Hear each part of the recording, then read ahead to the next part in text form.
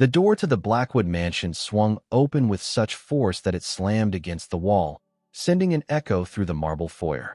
Elijah Blackwood stood in the doorway, rain dripping from his tailored suit, his face a storm of its own. "You're fired," he announced, his voice cutting through the tension-filled air. Sophia Reeves stood her ground, clutching 5-year-old Lily's small hand. "Mr. Blackwood, I did what was necessary.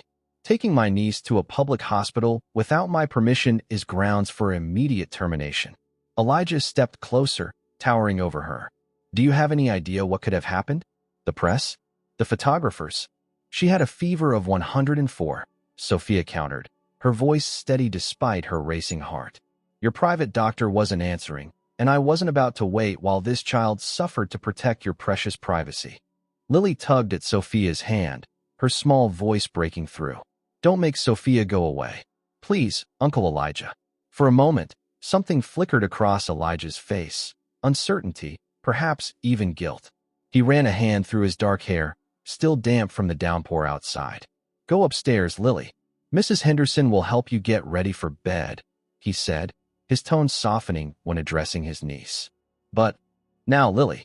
The little girl reluctantly released Sophia's hand and trudged up the grand staircase, looking back twice before disappearing down the hallway. Once alone, Elijah's cold demeanor returned. "Pack your things. You'll receive 2 weeks' severance."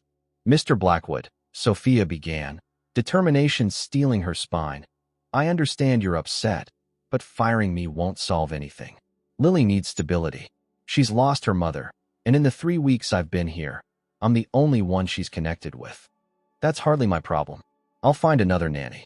Like the 4 before me," Sophia challenged. "The ones who quit because you're impossible to work with, or because you're never here, or because you treat your staff like disposable commodities?" A muscle twitched in Elijah's jaw. "You're overstepping, Miss Reeves. Someone needs to." She took a deep breath. "Look, I need this job. My tuition payment is due next month, and without this position, I'll have to drop out of medical school. But more importantly, Lily needs consistency. She's traumatized, Mr. Blackwood. She barely speaks, hardly eats, and has nightmares almost every night." Something in Elijah's expression shifted. For a brief moment, the mask of arrogance slipped, revealing a glimpse of the pain beneath. He walked to the window, looking out at the storm battering the Rhode Island coastline. "She told you about the nightmares?" "She didn't have to. I've been there for her through 3 of them now." Silence stretched between them, punctuated only by the sound of rain against glass. "My sister trusted me to take care of her daughter," he finally said, his voice almost too quiet to hear. "I don't know the first thing about children." "Then let me help you," Sophia offered. "I'm good at my job, Mr. Blackwood. And contrary to what you might think, I don't make a habit of defying my employers. But Lily's well-being will always come first for me." Elijah turned, studying her with those piercing blue eyes that had graced countless business magazines. "You're not what I expected when the agency sent you. Because I don't cower when you raise your voice?" A ghost of a smile touched his lips. "Because most people in this house tell me what they think I want to hear. You seem pathologically incapable of that." Before Sophia could respond, Mrs. Henderson appeared at the top of the stairs, her usual composure visibly shaken. "Mr. Blackwood, Miss Reeves, it's Lily. She's locked herself in her mother's old room and refuses to come out. She's saying she won't come out until Miss Reeves promises to stay." Elijah and Sophia exchanged a look, the tension between them momentarily suspended by mutual concern. "It appears we're at an impasse, Miss Reeves," Elijah said, gesturing toward the stairs. "After you." They found Lily curled up in the window seat of Vivian's untouched bedroom, clutching a framed photograph of her mother to her chest. "Lily, sweetheart," Sophia said softly, kneeling beside her. "You can't stay in here all night. Are you leaving?" Lily's voice was small, her eyes red-rimmed. Sophia glanced up at Elijah, who stood awkwardly in the doorway, clearly out of his element. Their eyes met, an unspoken question hanging between them. Elijah cleared his throat. "Miss Reeves isn't going anywhere, Lily. She's staying." Relief washed over the child's face, and for the first time since Sophia had arrived at the mansion, Lily smiled, a real smile that reached her eyes. Later, as Sophia tucked Lily into bed, Elijah appeared in the doorway. He waited until his niece was asleep before gesturing for Sophia to join him in the hallway. "This doesn't change anything," he said quietly. You still crossed a line today. I'd do it again if necessary, Sophia replied honestly. I know. That's why you're staying. He straightened his already impeccable tie. But let's be clear. This arrangement is for Lily's benefit, not ours. In my house, I make the rules. Sophia met his gaze steadily. And in matters concerning Lily's health and well-being, I'll continue to do what's best for her. That's non-negotiable. For a moment, they stood at an impasse, two immovable forces with vastly different worlds colliding in the dim hallway of a house too large to ever feel like a home. We have a problem, Miss Reeves, Elijah finally said. What's that? I think we might actually agree on something. With that cryptic remark, he turned and walked away, leaving Sophia to wonder what exactly she'd gotten herself into with the Blackwoods. Lightning slashed across the night sky, illuminating Lily's terrified face as another thunderclap shook the mansion. Sophia rushed into the child's bedroom to find her hiding under the covers, trembling. It's okay, sweetheart. It's just a storm, Sophia whispered, sitting on the edge of the bed. The lightning makes shadows like that night, Lily murmured, her first reference to her mother's death since Sophia had arrived 3 weeks ago. What night, Lily? Sophia asked gently, heart racing at this unexpected opening. But the girl retreated back into silence, burying her face against Sophia's side. Outside, rain pelted the windows with increasing fury, the Newport coastline disappearing behind sheets of water. A sharp knock at the doorframe made Sophia turn. Elijah stood there, looking uncharacteristically disheveled in a t-shirt and sweatpants. Everything all right in here? His voice was rough with sleep. Storm woke her, Sophia explained. She's scared. Elijah hovered awkwardly in the doorway, clearly uncertain of his role. When another crack of thunder made Lily whimper, something in his expression shifted. May I? He asked, gesturing toward the bed. Sophia nodded, surprised by his request. Elijah approached cautiously and sat down on Lily's other side. My sister used to be terrified of storms too, he said, his voice softer than Sophia had ever heard it. Know what we used to do? Lily peeked out from Sophia's side. What? We'd count the seconds between lightning and thunder. The longer the time, the farther away the storm is. He gave her a tentative smile. Want to try? A flash illuminated the room. Elijah began counting, and Lily joined in, her small voice growing steadier with each number. When the thunder rolled, she looked up in wonder. 8 seconds. That's almost 2 miles away, he explained. How do you know that? Lily asked. Sound travels about a mile every 5 seconds, Elijah replied. I learned that from your mom. She knew everything about science.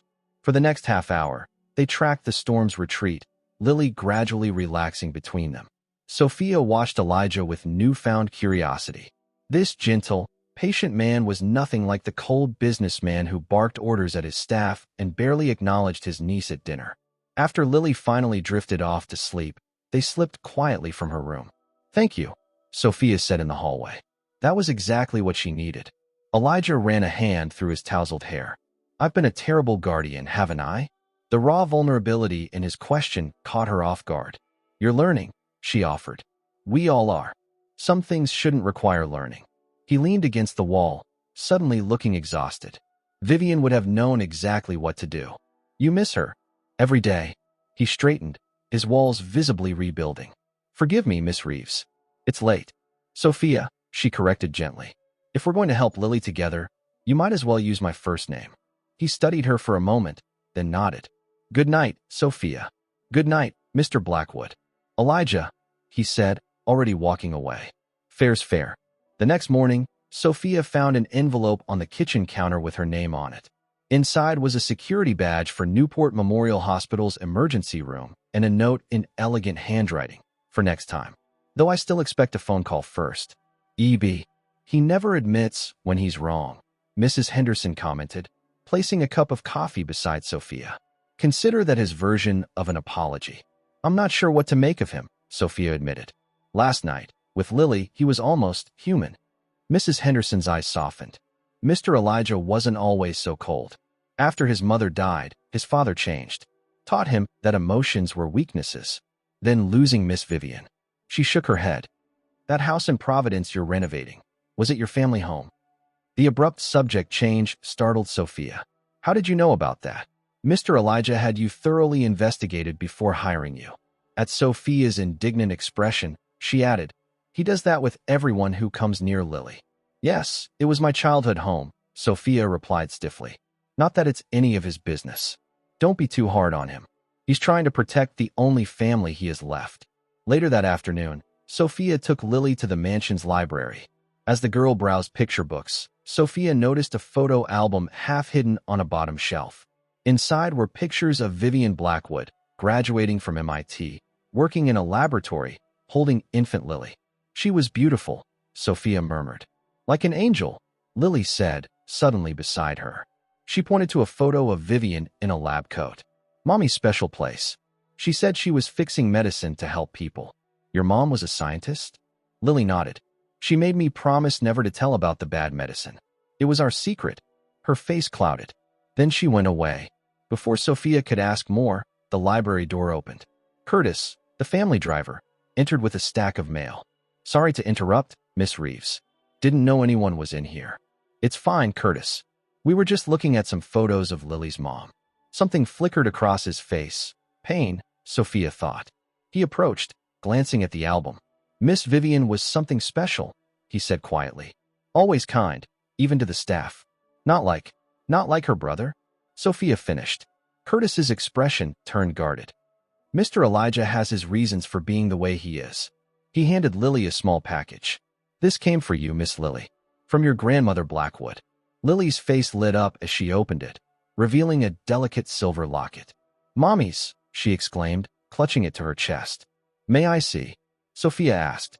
The locket was engraved with intricate vines surrounding the initials VB. Mommy was wearing it, Lily whispered. The night of the accident. Curtis and Sophia exchanged confused glances. Lily, Curtis said carefully. The police report said your mother wasn't wearing any jewelry when they found her. The child's expression turned solemn. The man took it. After he hurt Mommy. A chill ran down Sophia's spine. What man, Lily? But Lily's momentary openness vanished. She clutched the locket tightly and retreated behind her wall of silence, leaving Sophia with more questions than answers and a growing suspicion that Vivian Blackwood's death might not have been the accident everyone believed. Sophia stared at the locket in her palm, Lily's words echoing in her mind. The man took it. After he hurt Mommy.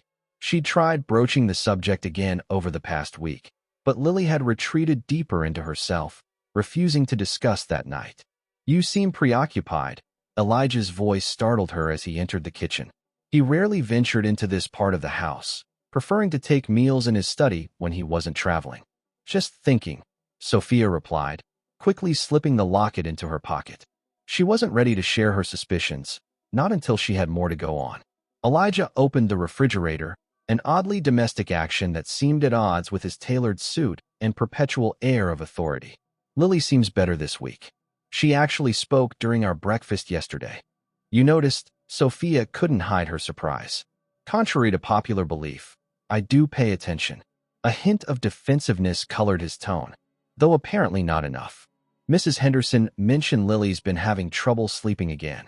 The nightmares are back, Sophia confirmed. But she won't talk about them. Elijah's phone chimed. He checked it and frowned. I need to take this. Oh, and don't forget, Vanessa's coming for dinner tonight. Sophia suppressed a grimace.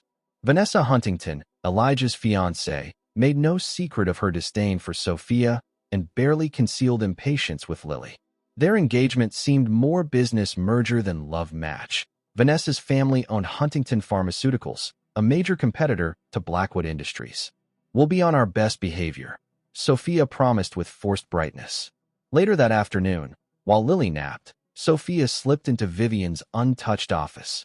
She told herself she was just looking for children's books Lily might recognize, but her real purpose was less innocent. The accident report felt wrong, especially in light of Lily's comments. Vivian's desk was meticulously organized, scientific journals stacked by date, colored folders labeled by project. Nothing seemed personal until Sophia noticed a framed photo face down in the bottom drawer. She turned it over to find Vivian with Curtis, the family driver, arms around each other on a beach, looking decidedly more intimate than employer and employee. What are you doing in here? Wesley Thorne's cold voice made Sophia jump. The Blackwood family attorney stood in the doorway, his thin face pinched with suspicion. "Looking for children's books," Sophia replied, sliding the photo back into the drawer. "Lily mentioned her mother used to read to her in here." Wesley's eyes narrowed. "This room is off limits. Mr. Blackwood was very clear about that." "Sorry, I wasn't aware." Sophia stood, fighting to keep her voice steady. Something about Wesley had always unsettled her. "I'll just go check on Lily." "You've become quite involved with the Blackwoods," Wesley observed, blocking her path. "Especially with Mr. Blackwood. I'm Lily's nanny. That's all. For now." His smile didn't reach his eyes. "Just remember your place, Miss Reeves. People who forget tend to find themselves elsewhere." The implied threat hung in the air as he finally stepped aside. Sophia hurried past, her heart pounding. She nearly collided with Curtis in the hallway. "Everything okay, Miss Reeves? You look pale." "Wesley Thorne gives me the creeps," she admitted quietly. Curtis's expression darkened. "Stay clear of him if you can. Man's got more angles than a geometry textbook." He glanced around before lowering his voice. "Been meaning to talk to you anyway. About Miss Vivian." "What about her?" "Not here. Meet me in the garage tonight after dinner. There's something you should see." Dinner was excruciating. Vanessa dominated the conversation, draping herself over Elijah while pointedly excluding Sophia. Only when Lily refused to eat did Elijah finally intervene. "Perhaps Lily would be more comfortable dining in the kitchen tonight," he suggested, his eyes meeting Sophia's with an unspoken apology. "Nonsense," Vanessa countered. "The child needs to learn proper social behavior. You're not doing her any favors by coddling her." Lily's lower lip trembled. "Lily," Sophia said gently, "would you like to show me that new puzzle in your room? We could work on it together." The relief on the child's face was answer enough. As they stood to leave, Vanessa made a dismissive noise. "Really, Elijah, you let the help make these decisions?" No wonder the child's so poorly adjusted. Something flashed in Elijah's eyes. "Sophia is hardly the help, Vanessa. She's responsible for Lily's well-being, which makes her opinion considerably more valuable than most." The unexpected defense left Sophia momentarily speechless. She guided Lily from the room, feeling Vanessa's glare burning into her back. Later, after putting Lily to bed, Sophia slipped down to the garage. Curtis was waiting beside a classic Mustang that he lovingly maintained. "Miss Vivian gave me this," he said, handing her a small flash drive. "Week before she died. Said if anything happened to her, I should give it to someone who'd know what to do with it." "Why me? Why now?"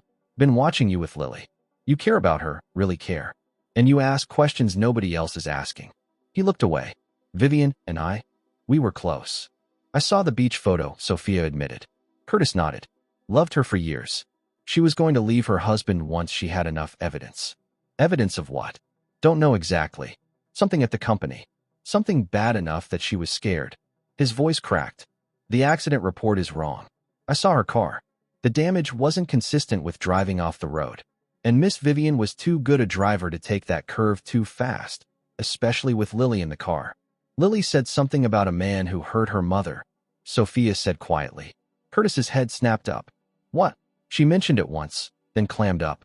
But she also said something about bad medicine being a secret. Vivian was a biochemist for Blackwood's pharmaceutical division," Curtis explained. "She'd been worried about a new drug they were rushing to market. Said the trial results were being manipulated."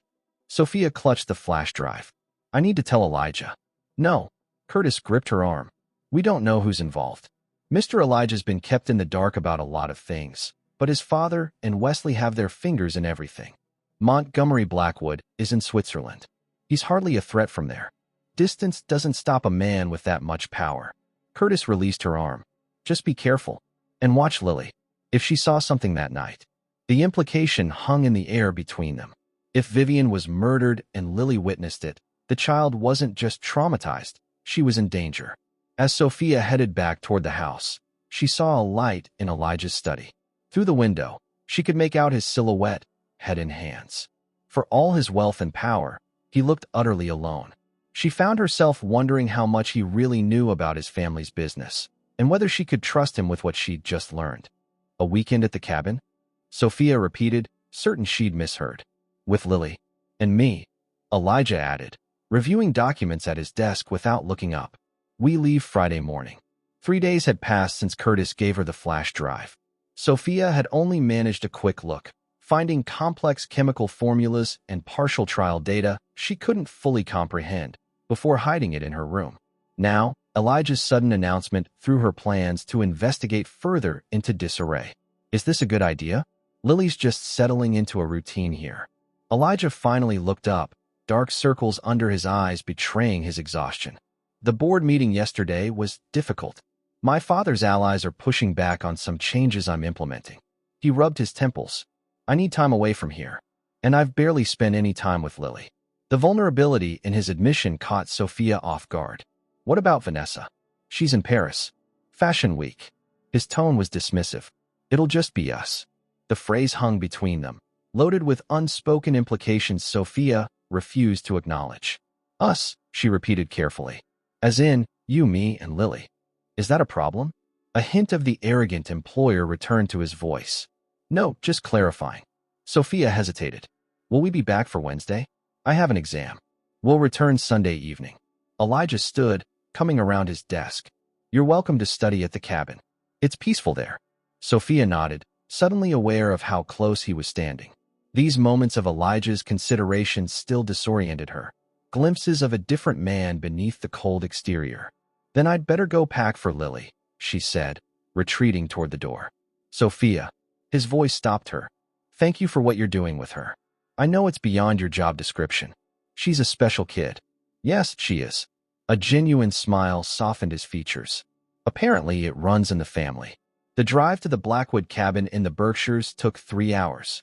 To Sophia's surprise, Elijah drove himself, with her beside him and Lily secured in the back, chattering more than she had in weeks.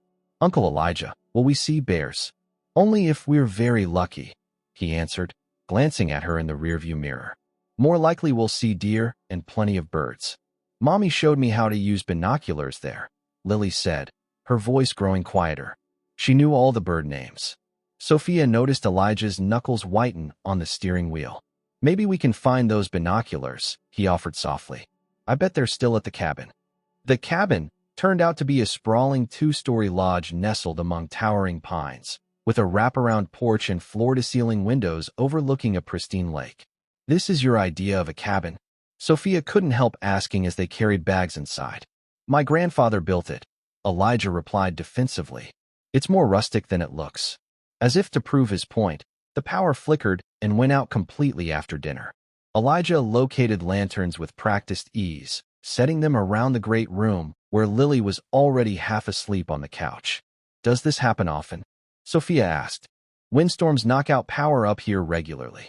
He lit the fireplace, the golden light softening his features. One of its charms. Sophia settled on the floor near Lily, who had finally drifted off. You seem different here. Do I? He sat beside her, closer than necessary. Less CEO-like. He chuckled, the sound warming something inside her. That's the nicest way anyone's ever called me uptight. I didn't say uptight, Sophia protested, smiling despite herself. You didn't have to. Elijah's eyes reflected the firelight. This was Vivian's favorite place. She'd come here to escape our father's expectations. Said it was the only place she could think clearly. He reached for the glass of whiskey he'd poured earlier. I should have brought Lily here sooner.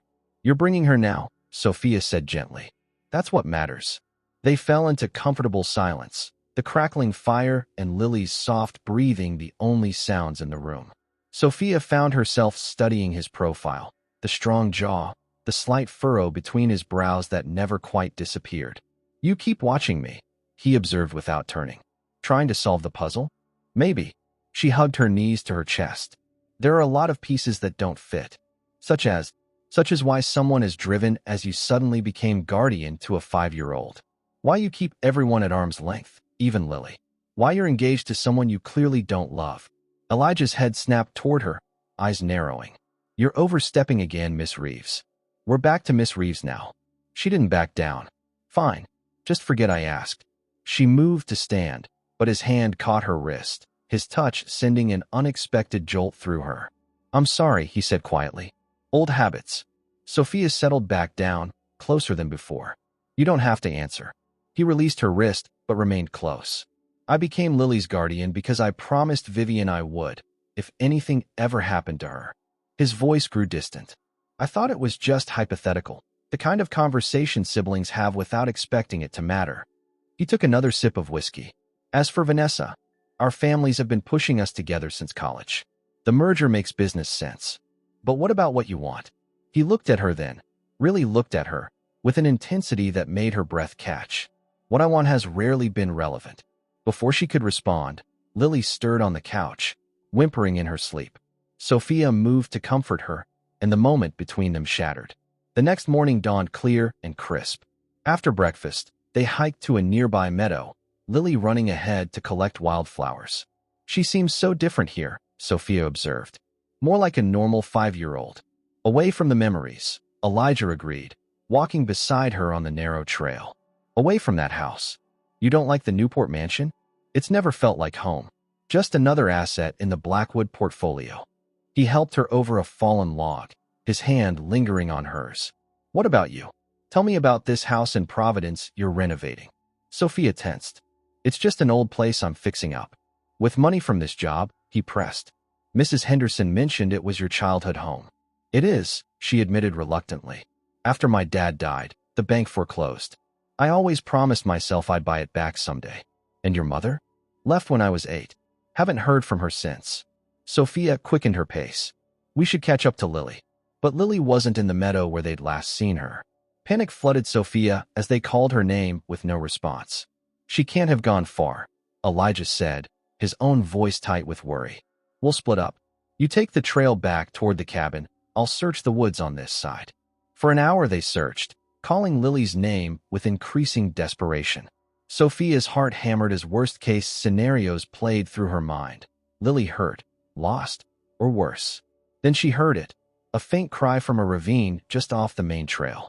She scrambled down the steep embankment to find Lily sitting on a rock, clutching her ankle, tear tracks staining her dirty face. I followed a butterfly, she sobbed as Sophia reached her. Then I fell. It's okay, sweetheart. We found you. Sophia soothed, examining the swollen ankle. Can you wiggle your toes? Good girl. I think it's just sprained. She called for Elijah, who appeared moments later, sliding down the embankment with reckless speed. The raw relief on his face as he gathered Lily into his arms transformed him. Don't ever disappear like that again, he murmured into her hair, voice thick with emotion. You scared us half to death. I'm sorry, Uncle Elijah. Lily hiccuped against his shoulder.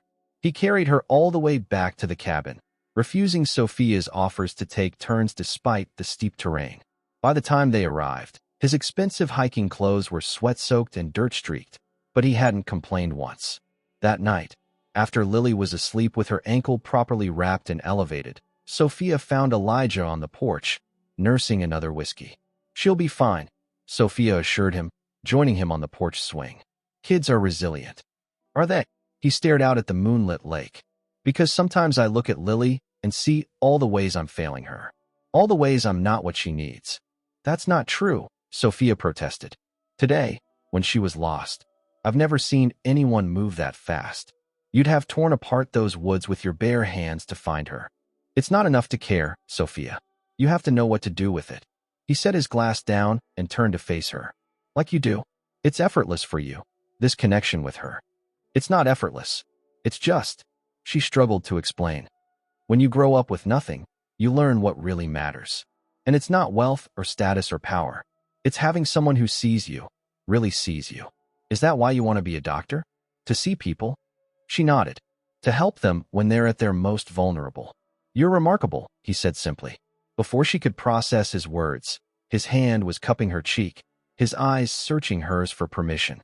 Sophia knew she should pull away. He was her employer, engaged to another woman, from a world utterly foreign to hers. Instead, she leaned forward, closing the distance between them. The kiss was gentle at first, a question more than a demand. Then something broke loose inside them both, and gentle gave way to urgent. His arms pulled her closer as she wound her fingers through his hair, all the tension and attraction they'd been denying finally unleashed. When they finally broke apart, breathless, the reality of what they'd done crashed over Sophia. This can't happen, she whispered, standing abruptly. I work for you. You're engaged. This is complicated. Sophia, good night, Mr. Blackwood. She fled inside, heart pounding and lips still burning from his touch.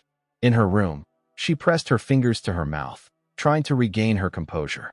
On her nightstand sat the flash drive Curtis had given her, a stark reminder of all that remained unresolved.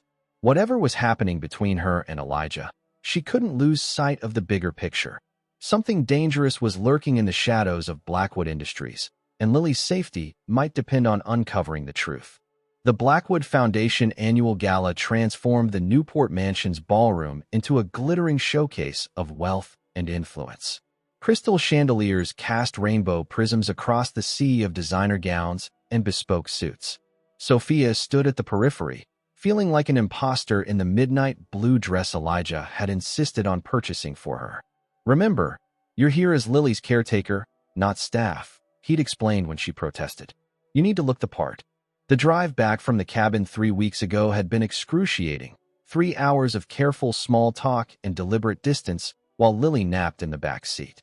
Since then, Sophia and Elijah had maintained a painfully professional relationship, neither mentioning the kiss that had changed everything. "There you are." Vanessa's voice cut through Sophia's thoughts. She approached with 2 other women, all 3 assessing Sophia with predatory smiles. "I was just telling the Cunningham sisters about you. They're fascinated by Elijah's little charity project." "Excuse me." Sophia straightened her spine.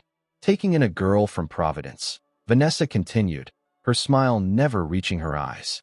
"From that dreadful Camden neighborhood. Where was it again?" "Near the liquor store your father practically lived in before he drank himself to death." The blood drained from Sophia's face. How could Vanessa know these details? "Your background check was quite thorough." Vanessa answered her unspoken question. "Did you really think Elijah wouldn't share it with his fiancée?" She leaned closer. "Including the part about your mother running off with that bartender when you were, what, 8 years old?" Sophia's hands curled into fists at her sides. "If you'll excuse me, I should check on Lily." "Of course. Family duty calls." Vanessa's laugh followed her retreat. "Even if it's not really your family." Sophia forced her way through the crowd toward the staircase, fighting tears.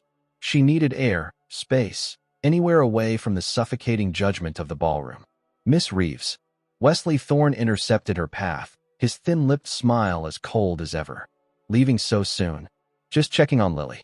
Mrs. Henderson has the child well in hand." He blocked her escape. "I've been meaning to ask about your recent explorations. The garage meetings with Curtis? The late-night visits to Miss Vivian's office?"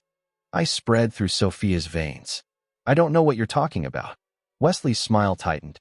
"Curiosity is a dangerous trait, Miss Reeves, particularly when it extends beyond one station." He adjusted his cufflinks. "I'd hate to see Elijah distracted by workplace complications when the merger with Huntington is at such a delicate stage." The threat hung in the air between them. Before Sophia could respond, a familiar voice cut through the tension. "There you are," Elijah said, appearing at her side. "I've been looking everywhere." He nodded curtly to Wesley. "If you'll excuse us, Thorne." Elijah guided her toward a quieter corner, his hand warm at the small of her back. "Are you all right? You look pale." "I need to leave," Sophia whispered. "Now." Concern flickered across his face. "What happened?" "Ask your fiancé." She pulled away from his touch. "Apparently, you two had quite the discussion about my family history." Confusion replaced concern. "What are you talking about?" "I haven't discussed you with Vanessa." "Then how does she know about my father's drinking? About my mother abandoning us?" Sophia's voice cracked despite her efforts to control it. "She just humiliated me in front of half your social circle." Anger darkened Elijah's features. "I never shared your background check with her." "Never." "Then who did?" Sophia demanded. Elijah's jaw tightened. "I intend to find out." He glanced around the room. "Wait here." But Sophia had reached her limit. "I'm going to check on Lily, then pack my things." "Pack?" "Sophia, wait. I don't belong here, Elijah. We both know that." She turned to leave, only to find Vanessa approaching them, champagne flute in hand. "Darling, the Huntingtons are asking for you," she purred, sliding her arm possessively through Elijah's. She glanced dismissively at Sophia. "Family business. I'm sure Miss Reeves understands the concept, even if she hasn't experienced it firsthand." Something snapped in Sophia. "Actually, I understand family perfectly, Vanessa. It's about loyalty and protection, not using people as stepping stones for social advancement." Vanessa's smile vanished. How dare you speak to me that way? Elijah, are you going to allow your employee to? That's enough, Vanessa. Elijah's voice was deadly quiet. Apologize to Sophia. Now. The command sent a ripple of shocked whispers through nearby guests. Vanessa's face flushed with anger and embarrassment. You can't be serious, she hissed. Completely. He extracted his arm from her grip. Apologize or leave.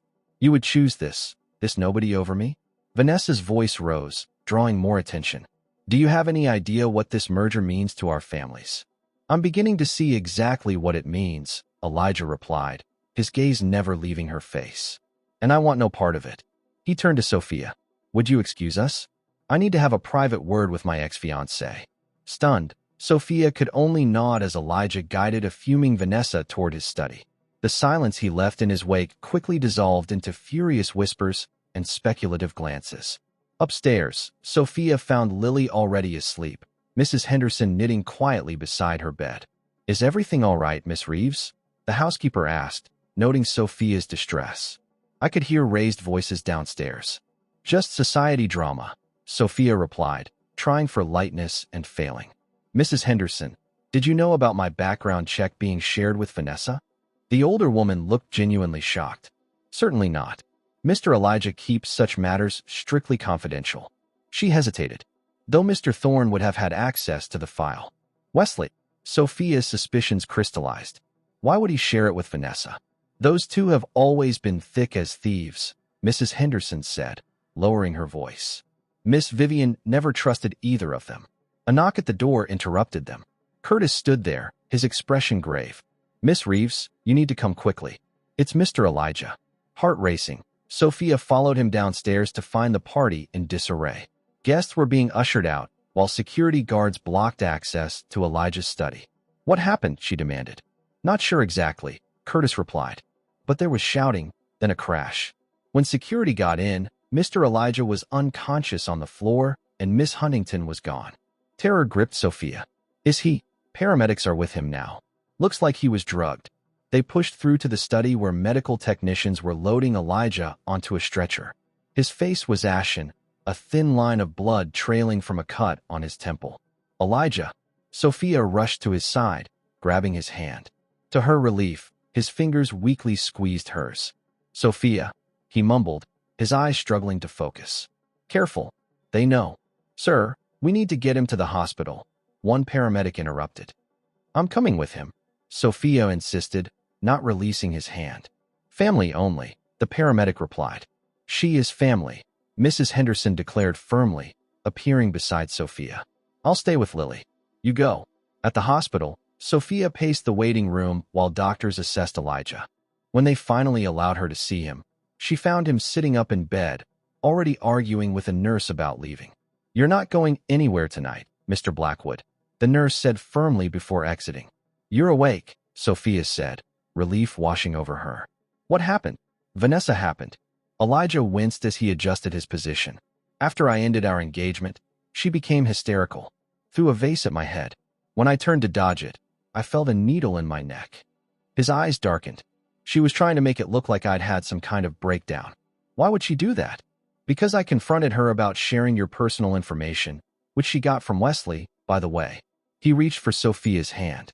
And because I told her I couldn't marry someone when I have feelings for someone else. Sophia's heart stuttered. Elijah, let me finish, he insisted. When you said you were going to leave, I realized I couldn't let that happen. Not without telling you the truth. He squeezed her hand. These past months, watching you with Lily, seeing the way you fight for what matters. You've changed everything, Sophia. I've changed. The confession hung between them, sincere and vulnerable in a way she'd never seen from him before. What about the merger? She asked softly. Blackwood Industries will survive without Huntington Pharmaceuticals. He smiled ruefully. Though I may have just made some powerful enemies. About that, Sophia said, her pulse quickening. There's something I need to tell you. About your sister's death. About what Vivian was investigating before the accident. As she explained everything, the flash drive, Curtis's suspicions, Lily's comments about bad medicine, and a man hurting her mother, Elijah's expression transformed from confusion to shock to cold fury. You're suggesting my sister was murdered, he said finally. Because of something she discovered about one of our drugs. I don't have all the pieces yet, Sophia admitted. But yes, that's what I believe. Elijah was silent for a long moment, processing. If you're right, Lily might be in danger too, as a witness. And now potentially both of us, since Vanessa and Wesley seemed to suspect we're investigating. Determination hardened his features. First thing tomorrow, we access that flash drive properly. I need to see exactly what Vivian found. He reached for his phone. I'm calling to increase security at the house tonight. But Sophia stopped him, a sudden realization chilling her blood. Elijah, if Wesley and Vanessa are involved, they might already be making their move. We need to get back to the mansion. Now, they arrived at the Blackwood estate to find the front door ajar and the security system disabled. Inside, furniture was overturned and the usual staff nowhere to be seen. Mrs. Henderson, Sophia called, panic rising. Lily, a muffled groan led them to the pantry, where they found Curtis tied up with a bleeding gash on his head. They took them, he gasped as Elijah untied him. Thorne and 2 men I didn't recognize. They have Mrs. Henderson and Lily. When Elijah demanded, already dialing the police. 20 minutes ago, said something about the private airfield. Without hesitation, Elijah grabbed his car keys. Stay here and direct the police when they arrive, he instructed Curtis. Sophia, you should.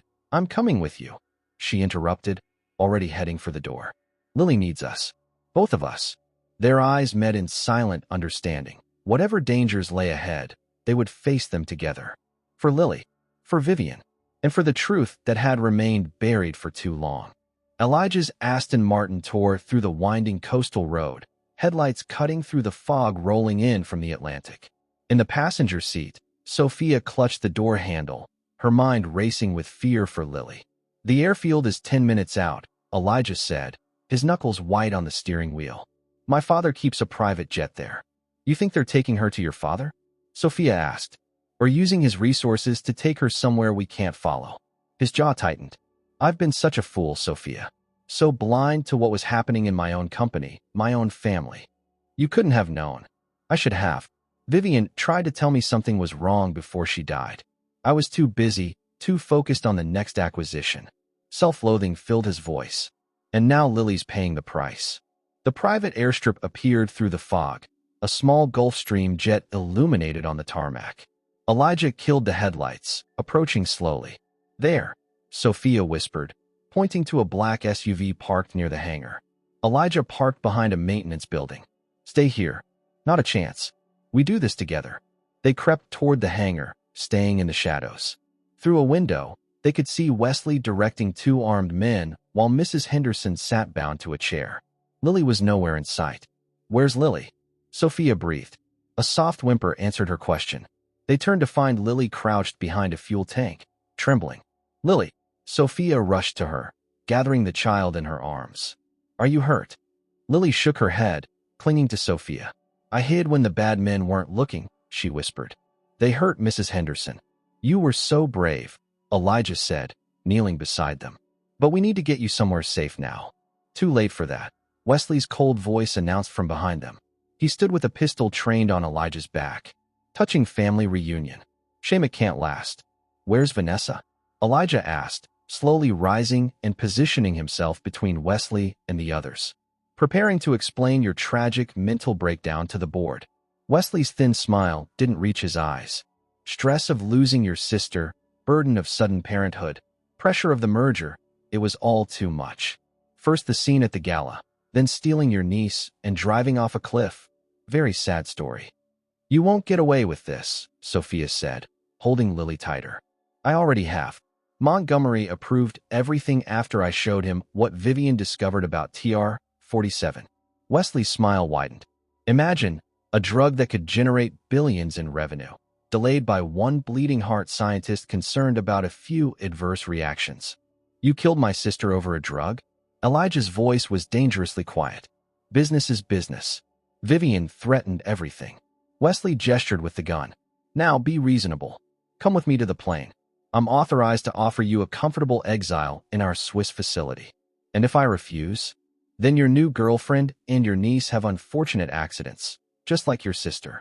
Something shifted in Elijah's expression, a cold determination Sophia had never seen before. You're right, Wesley. Business is business. He took a step forward. But family is everything. In one fluid motion, Elijah lunged at Wesley. The gun fired, the sound deafening in the enclosed space. Elijah staggered but didn't fall, wrestling Wesley to the ground. Run, he shouted to Sophia. Get Lily out of here. Sophia scooped up Lily and sprinted toward the open hangar door, only to find their escape blocked by one of Wesley's men. Desperate, she turned back, looking for another exit. This way, Mrs. Henderson called from the doorway to the jet, having somehow freed herself during the commotion. They raced toward her, the sound of sirens approaching in the distance. Behind them, another gunshot rang out, followed by an agonized cry. Uncle Elijah! Lily screamed, twisting in Sophia's arms. Sophia turned to see Elijah on his knees, blood staining his shirt. Wesley stood over him, gun raised for a killing shot. Without thinking, Sophia set Lily down. Stay with Mrs. Henderson, she ordered, then grabbed a wrench from a nearby toolbox and charged. The wrench connected with Wesley's arm just as he fired again, sending the bullet into the ceiling.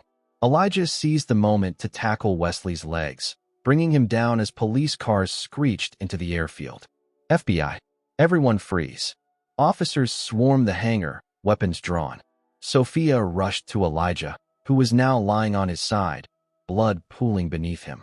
Stay with me, she pleaded, pressing her hands against his wound. Lily needs you. I need you.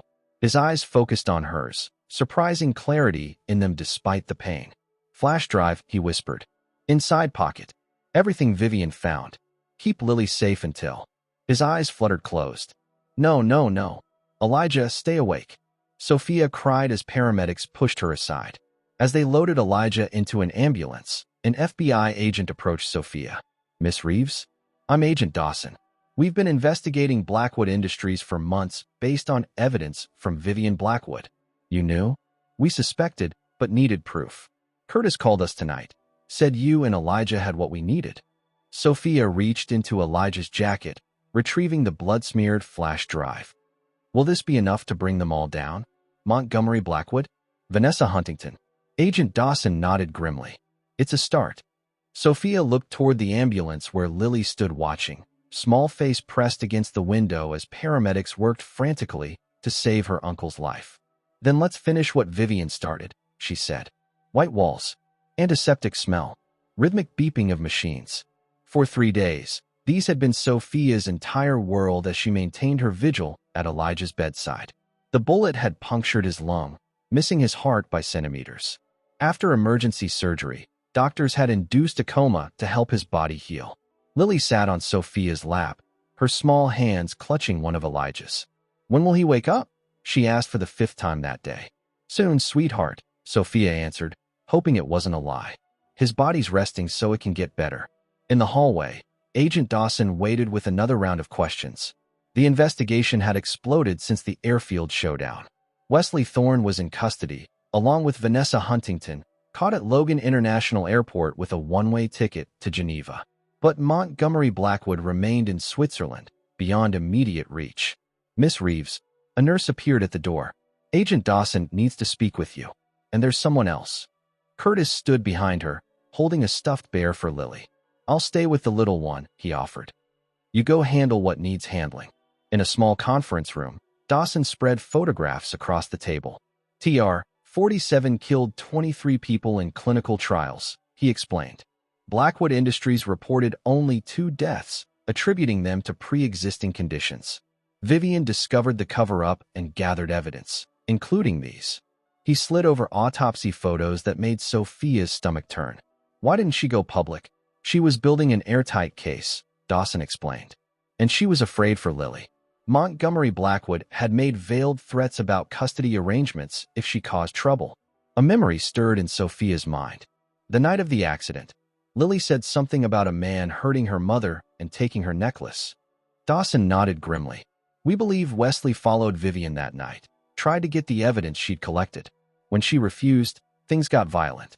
The car going off the road might have been an attempt to make her death look accidental after the fact.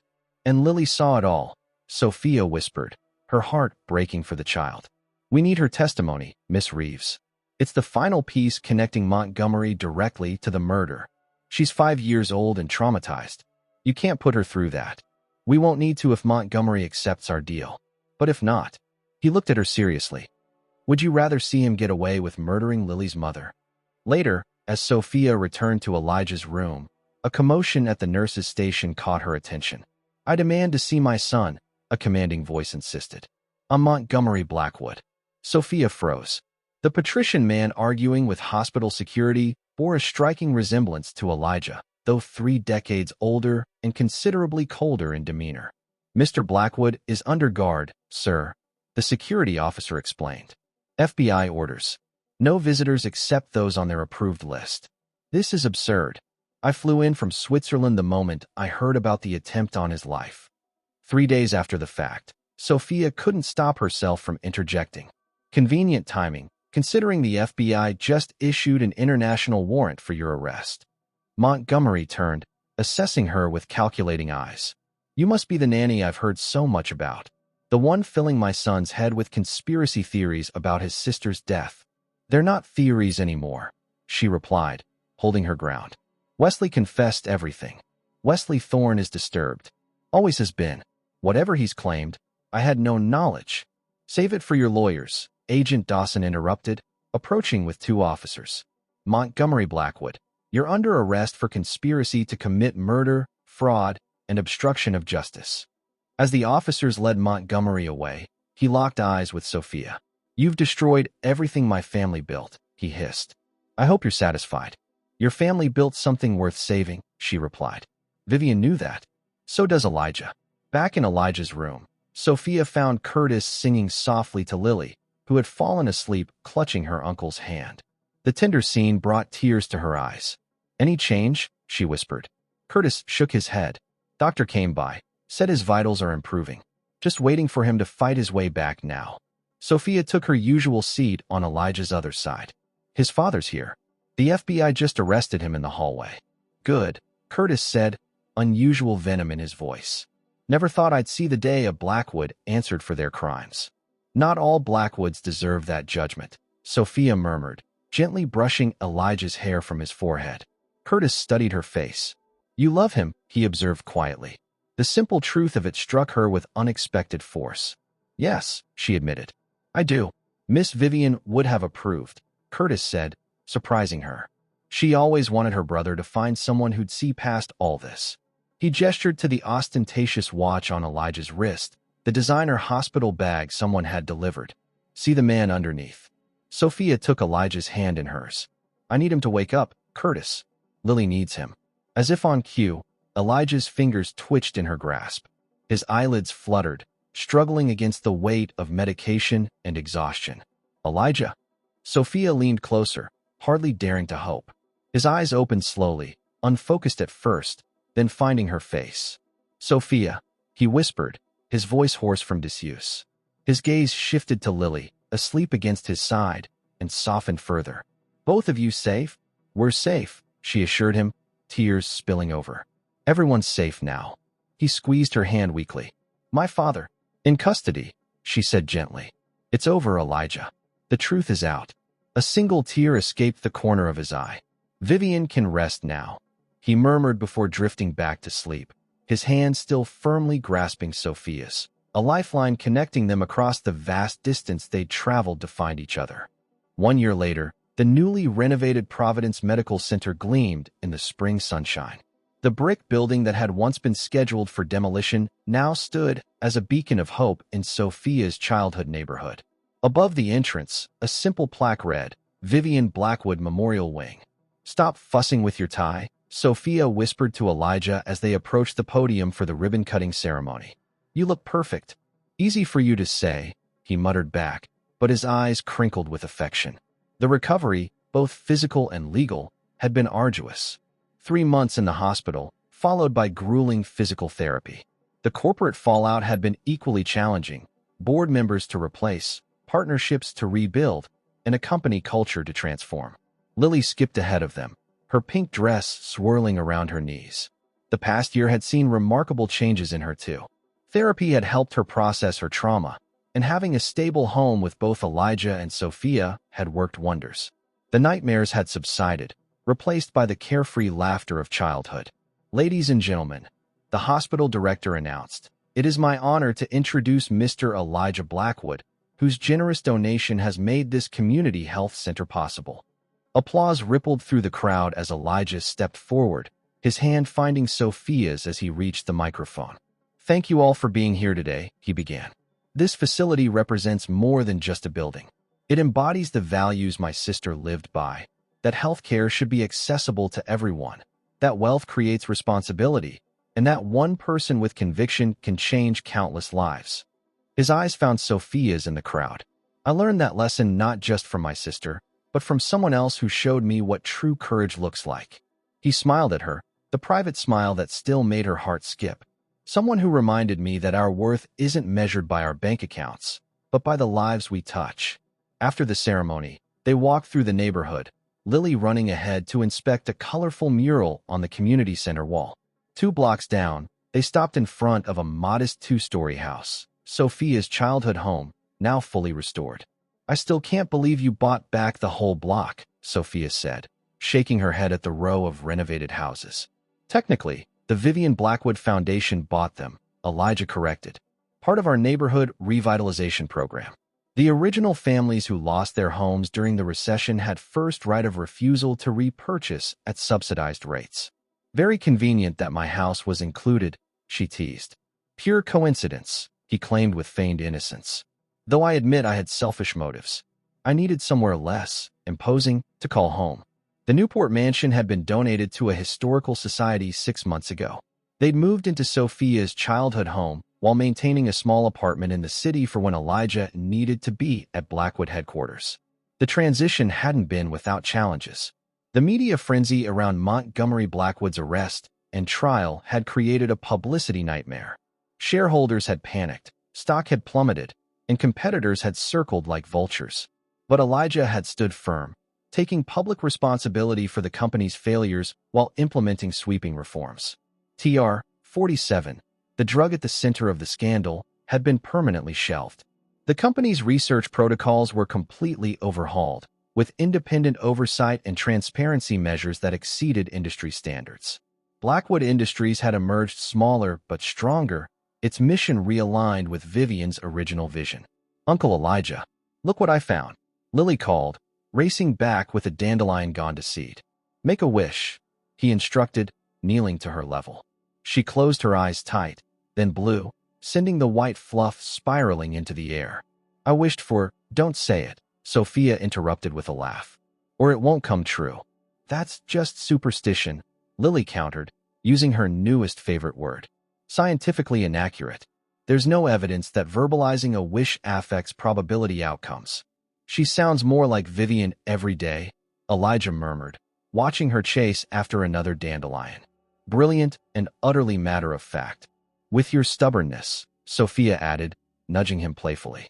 They walked onto the small park where a group of medical students in white coats were organizing a community health fair, Sophia's project for her final year of medical school, fully funded by the foundation. Despite Elijah's offer to support her through a more prestigious program, she'd chosen to remain at her state university, committed to serving the community that had shaped her. Dr. Reeves, one of the students called, waving her over to help with a blood pressure screening station. "Not a doctor quite yet," Sophia reminded them, but went to assist while Elijah and Lily explored the fair.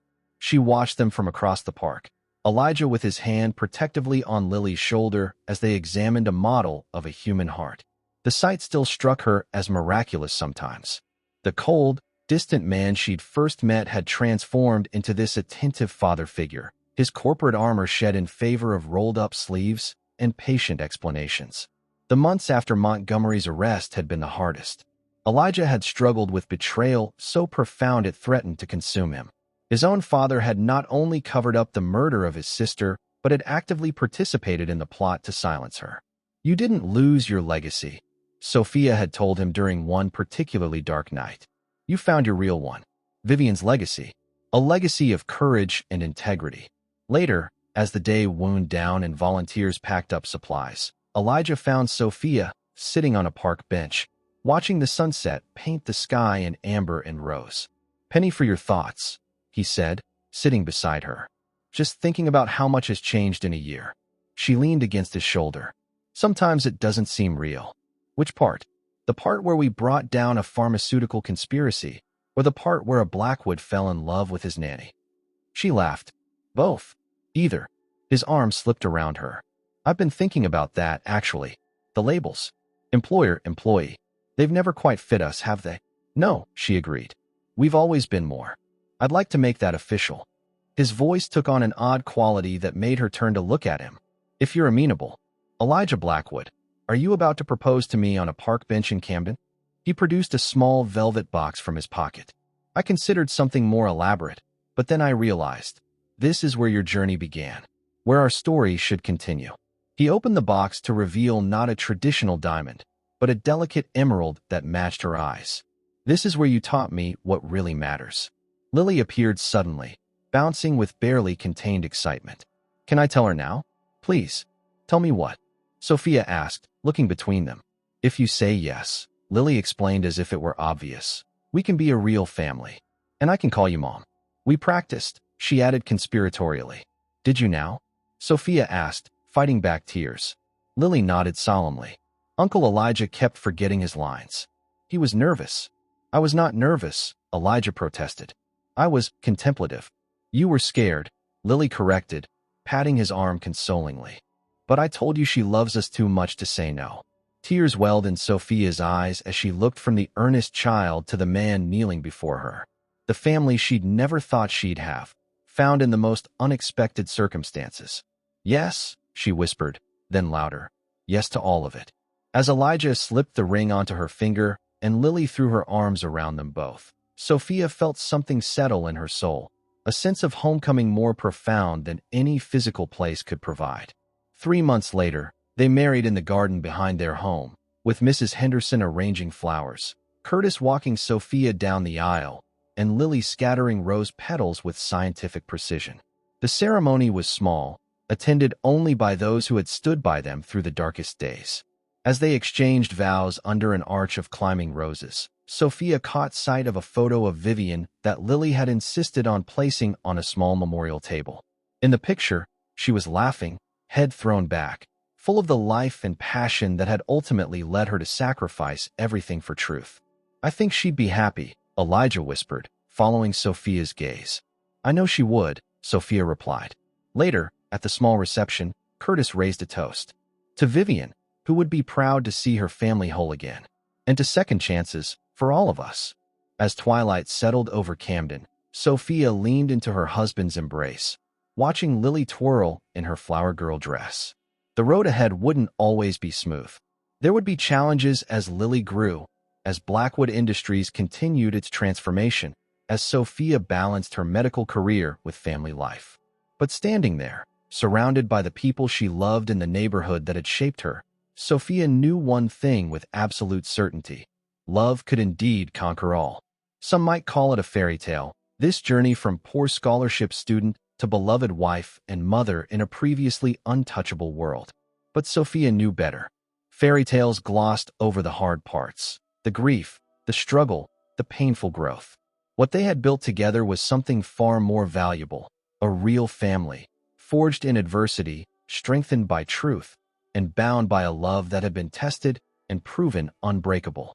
What are you thinking about now? Elijah asked, pressing a kiss to her temple. Sophia smiled up at him. I'm thinking that happy endings aren't endings at all, she replied. They're really just the most beautiful beginnings.